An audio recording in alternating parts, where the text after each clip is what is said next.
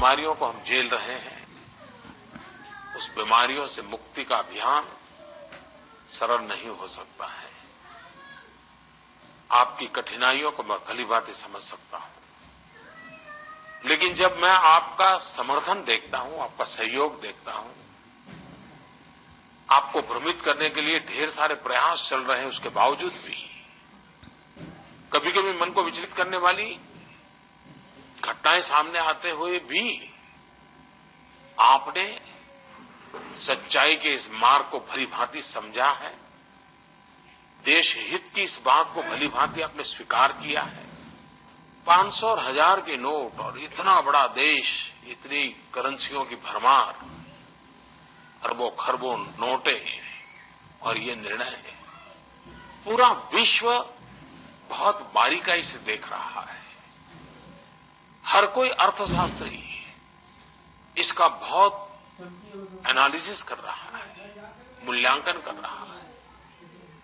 पूरा विश्व इस बात को देख रहा है कि हिंदुस्तान के 125 करोड़ देशवासी कठिनाइयां झेल करके भी सफलता प्राप्त करेंगे क्या?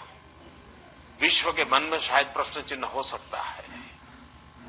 भारत को, भारत के 125 करोड़ देशवासियों के प्रति सिर्फ श्रद्धा ही श्रद्धा है, विश्वास ही विश्वास है कि 125 करोड़ देशवासी संकल्प पूर्ण करके ही रहेंगे और हमारा देश सोने की तरह हर प्रकार से तप करके, निखर करके निकलेगा।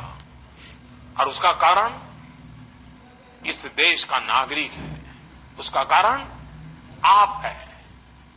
इस सफलता का मार्ग भी आपके कारण ही संभव हुआ है।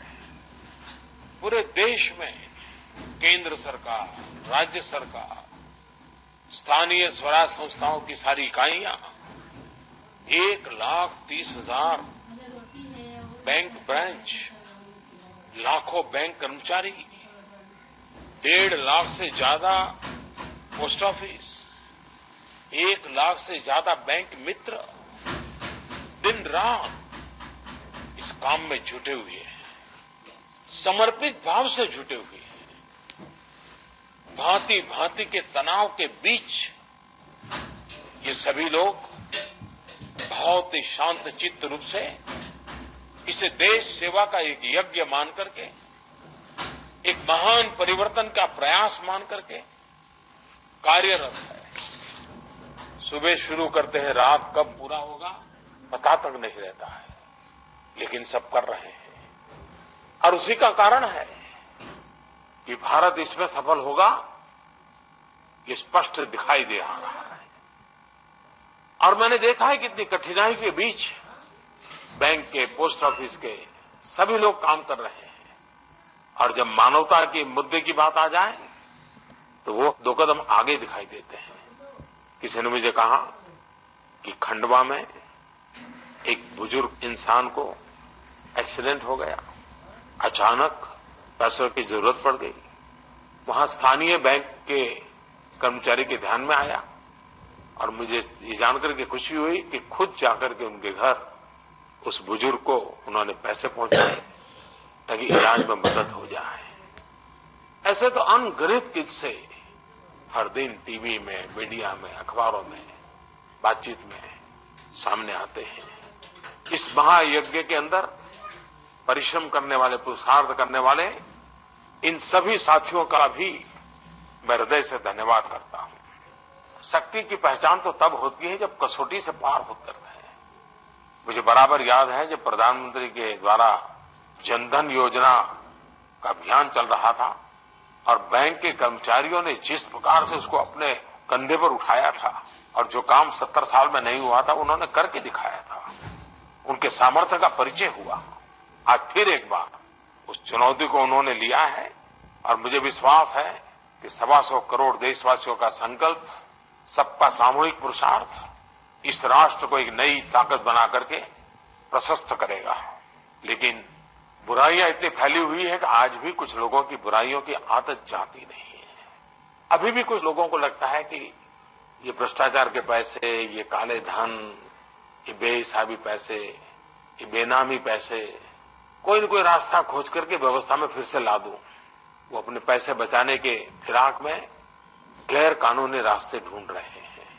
दुख की बात यह है कि इसमें भी उन्होंने गरीबों का उपयोग करने का रास्ता चुनने का पसंद किया है।